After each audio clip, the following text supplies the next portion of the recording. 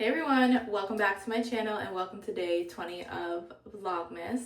So for today's video, we're going to be doing product empties. So after cleaning my vanity and my makeup shelf, I have collected a couple of items that are pretty much just used up, and so I wanted to share what we have this time around. If you want to hear my thoughts and whether I'm going to repurchase these items, then keep on watching. And as always, my disclaimer is that if you love these products, please keep using them. Just ignore what I'm saying.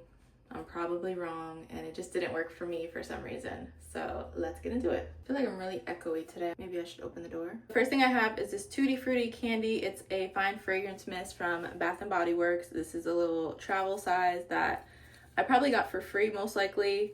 And I always say I like to get the travel size ones for new scents just to try them out. And also because a lot of the time I do have a coupon for a free item up to a certain amount. But this one was okay. It definitely is very like candy smelling, very sweet smelling, which I do like that. I feel like Juicy Couture, Prada Candy, those are like sweeter scents that I love. This just wasn't my favorite. I felt like it was just a little bit too candy sweet smelling for me and my liking. That's okay. We got it for free, tried it, didn't work, so I won't repurchase. I did find the cap of this when I was cleaning because it was underneath my beauty shelf. We have this hydrocortisone cream and it is an anti-itch cream, and I'm pretty sure I have 4 of these. I think I have 8. I have another 4-pack. I have one here, and then I have one in my purse and one somewhere else. I know. I got 8 of these things because they came in a 2-pack on Amazon. So I won't have to repurchase this for a while, but if I get through all of these at some point in this lifetime, I would repurchase. So basically when I had gotten my surgery, I ended up getting a lot of, I talked about this, it's like a dermatitis type of rash on a lot of my incisions, because with my incisions, there weren't stitches, it was glue. So the glue kind of stayed on them too long and ended up causing a rash underneath. And guys, I have eczema. I've had so many skin problems, and this is like the worst. Actually, let me take that back because I don't want anything worse than that. But it was just so bad. It was so itchy and uncomfortable. Like, I just wanted to cry. So I had gone on Amazon and I bought like all these different hydrocortisone creams because a lot of the eczema creams I have just weren't helping with it. I feel like it's colloidal oatmeal and like stuff like that for eczema, but I needed like other stuff to help. And I will say these helped a lot. I even got this next one opened. I've been using them a lot on my hands just because my hands have been getting really dry in the winter. And thankfully that my rash on my stomach healed up. It healed up probably like 2 months ago now, but girl, it was rough. So if you are looking for something to help with itchiness or any type of rash, definitely check this out. This is Med Pride, and because this was pretty much life-saving. So that's the 2 like skincare type of items I have. Everything else left is makeup. Next, I have this LA Colors lip gloss. It is Mixed Berries. I'm not going to be repurchasing this. I thought this was a cute little idea. I know it's kind of very like kid friendly. You didn't get a lot of product in this. It's very minimal inside of here, and I thought it was like a cute little idea. I know it's $1.25, but LA Colors has a lot better options when it comes to lip glosses, so I will just try one of those. This, I didn't really care for the flavor and the fact that there wasn't much to use. This Maybelline Fit Me concealer, I feel like I've talked about this before. This is one of my favorite concealers, and if you watched my cleaning my makeup shelf video, I opened up a new one, so I had already repurchased, and this is just like an honorable mention. I will always repurchase this unless they change the formula or do some weird stuff to it. For the time being, I will always repurchase. It just blends so beautifully. It covers up pretty much anything you need to be covered. I probably should have used it today because I do have some blemishes, but don't worry about that, okay? I have 3 mascaras to get through, so 2 out of 3 I'm going to repurchase. First, we have this L'Oreal Panorama Mascara, and this is what it looks like.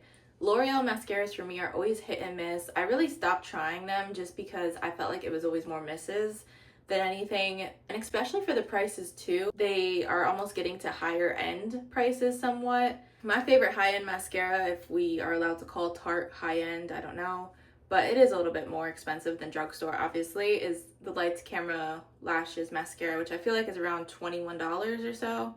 And most L'Oreal mascaras anymore, I feel like, are anywhere from $15 to $17. There are some cheaper and some more expensive, but they are getting pretty pricey. That's why I don't really like to try new ones. This one I really did like a lot. I want to say my mom probably got this for me most likely, or maybe I bought it, but this is really beautiful and I would repurchase it. I always like to mix two mascaras together, so this one and the other one, they work well together.